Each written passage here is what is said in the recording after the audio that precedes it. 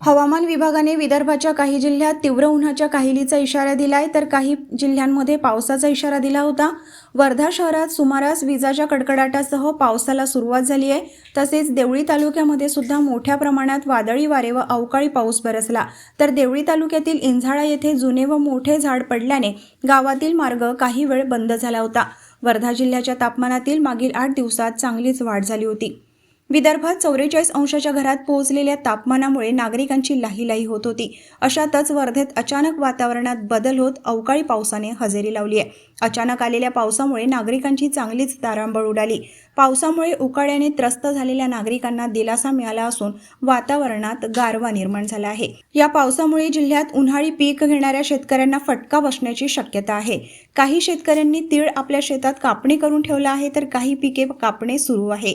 जवळपास अर्धा तास वर्धा शहरासह जिल्ह्यातील वेगवेगळ्या परिसरात पाऊस पडला आहे। गोंदिया जिल्ह्यात आज सायंकाळी अनेक भागांमध्ये वादळी वाऱ्यासह पावसाने हजेरी लावली आहे। अचानक आलेल्या वादळी वाऱ्यामुळे लोकांची तारांबळ उडाली होती। पावसामुळे काही काळ होईना वातावरणात गारवा निर्माण झाला होता। दरम्यान नागपूर व चंद्रपूर जिल्ह्यात तीव्र उन्हाच्या झळा आहेत। क्या हुआ बहू? माँ, पाइल्स की बहुत तकलीफ हो रही है। तो तुम गुदरोग सर्जन के पास क्यों नहीं गई?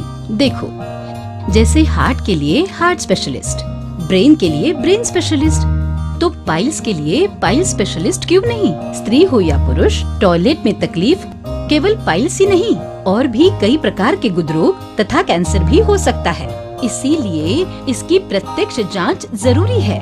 ठीक है माँ, पर जांच के लिए हम जाएंगे कहाँ? वही काले आयुर्वेदिक पाइल्स हॉस्पिटल में। लेकिन माँ, प्रेगनेंसी में पाइल्स की दवाइयाँ?